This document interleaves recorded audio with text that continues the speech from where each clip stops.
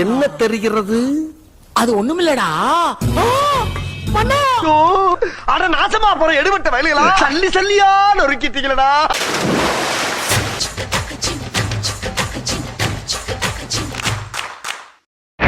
Sound கேட்பீங்க, நிறைய காத்து அடிக்குது. ஓ சவுண்டா இருக்குது காத்து.